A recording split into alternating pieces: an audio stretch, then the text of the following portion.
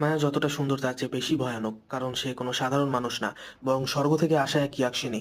শুধুমাত্র একটি অভিশাপের কারণে মায়া 100 বছর ধরে পৃথিবীতে থাকে। তার বাড়ি আলকাপুরীতে সে ফিরে যেতে পারছে না, কারণ এই অভিশাপ থেকে মুক্ত হতে হলে তাকে 100 পুরুষকে প্রেমের জালে ফাঁসিয়ে তাদের মেরে ফেলতে হবে, এবং শেষজনকে অবশ্যই ব্রহ্মচারী অর্থাৎ ভার্জিন হতে হবে। এই কারণে মায়া গত কয়েক বছর ধরে অনেককেই ফাঁসিয়েছে এবং শেষ করে দিয়েছে। আজ মায়া কাউকে ফাঁসানোর জন্য ডান্স করছিল, তখনই তার কাছে একটা ছেলে আসে। সে মায়ের সৌন্দর্য দেখে মুগ্ধ হয়ে যায়। রাতে তার কাছে আসার পর মায়া তার আসল রূপে ফিরে আসে এবং তাকে মেরে ফেলে। আর এভাবেই মায়া 99টা শিকার করে ফেলেছে। এখন তার শুধুমাত্র একটা ভার্জিন ছেলে প্রয়োজন, এবং তারপরেই মায়া সম্পূর্ণ অভিশাপ থেকে মুক্তি পেয়ে যাবে। পরের দিন অফিসে মায়া আসলে তার এক সহকর্মী সবার সাথে তার পরিচয় করিয়ে দেয় এবং বলে, আমাদের অফিস শুধু সেই এক অদ্ভুত ছেলে যে কোনো মেয়েকে পাত্তা দেয় না, সেই ছেলে কিনা এখন পর্যন্ত ভার্জিন। এটা শুনে মায়া এক ভয়ানক হাসি দেয়, কারণ সে তার শেষ শিকার পেয়ে গেছে। 2 দিন তার সাথে ঘোরাফেরা করার পর মায়া তাকে সরাসরি তার শয়ন কক্ষে নিয়ে আসে